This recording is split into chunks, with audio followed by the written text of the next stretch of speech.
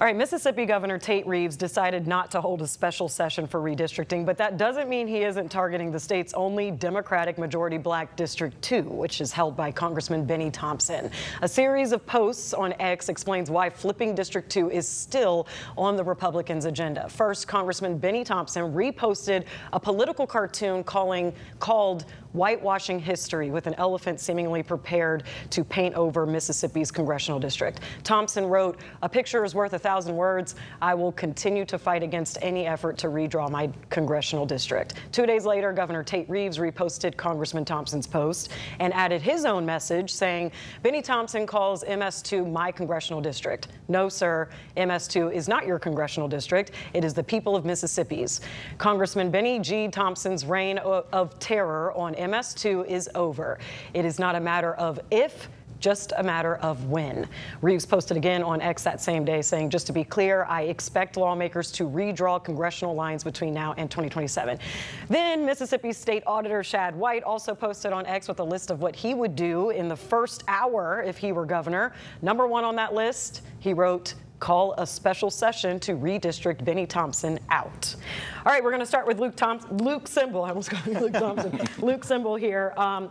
Can you explain to us a little more about Governor Reeves' decision not to hold a special session and whether or not this, again, plays into the race versus partisan debate? So the reason is the filing deadlines had passed, primaries had started. It was just too tight of a timeline to get it in time, and there are legal issues with that. Tennessee had in our state, we had a very short window to be able to get it done. The legislature followed the law. The Court of Appeals just ruled, State of Tennessee Court of Appeals just ruled in favor of the redistricting plan. So the timeline was too tight for the state of Mississippi. I will say, though, I still have a problem with the idea that we need to wait, because the Supreme Court of the United States has said if you draw legislative lines with racial considerations, it is unconstitutional. You are not allowed to do that. And so my argument is you can't have voters vote in unconstitutional districts, so you have to redraw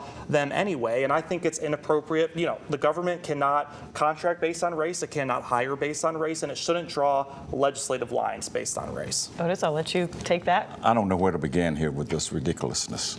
First of all, if you're going to redraw the lines, you're going to be drawing them based on race, because you are trying to make sure that white Republicans get those seats. No, you cannot have any racial data. So when people are drawing the lines, you have attorneys for the legislature drawing the legislative lines, and they have a series of data points.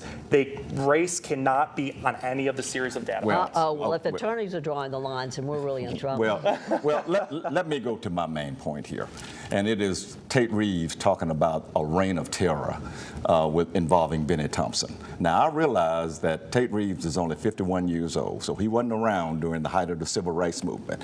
But he is governor of a state where there was real reign of terror. Emmett Till, the three civil rights workers, church burnings, the NAACP field secretary, and go on and on and on and on. And he has the nerve to say that Benny Thompson doing his job as a congressman is a reign of terror? That is the most ridiculous thing I've ever heard of. He should be ashamed of himself. He should apologize for it. And if he doesn't, he is not fit to be governor of the state that I grew up in and I was born in. I'll just leave it at that, because I've said my piece about how this is Jim Crow 2.0 in Tennessee, in Mississippi. They tried to do it. They wanted to do it in South Carolina, and some Republicans got, they had a come to Jesus moment there and say, I just can't do this because my conscience won't let me do it. Absolutely. Susan, do you want to make a note here? Well, only that I was going to follow through with what happened in South Carolina, that some Republicans stepped up to the plate and said, no, at this point in time, it's wrong. It's being shoved down people's throats no matter what the Republicans say. Look, Benny Thompson is a ranking member of the Homeland Security Committee. He is well respected in Congress. He served there for 32 years. He's fought for civil rights and quality education and health insurance. I think that it's wrong to draw him out of his district, just like it was wrong to draw Steve Cohen out of his district here in the 9th Congressional District. But it is what it is, and we'll have to see what the good people of Mississippi decide what to do. The only thing I would follow up on is the districts are not the members' districts. They are the people's districts. And so regardless of how the lines are drawn, they belong to the people who vote. And that includes the people of Memphis, Tennessee, who are not getting the opportunity to pick who they want to be a congressman. Well, and I'll say one other quick point here. I don't think it's going to make a difference anyway, because I believe in my heart of hearts that the Democrats are going to take back the House, and all of this effort is for naught anyway if your goal is to try to appease a president who is afraid of investigation. You know, all of this is indicative of why people are so upset with government these days anyway. It really is. Republicans have, in all due respect, and I've got some friends, have never been collectively more out of step with the majority of the people of this country than ever before. Absolutely. Okay, well, on that point, Luke? We'll move on. We'll let it rest. When we come back, a former Tennessee senator is speaking out against Trump, as well as we're going to take a look at the governor's race for Tennessee. Stay with us.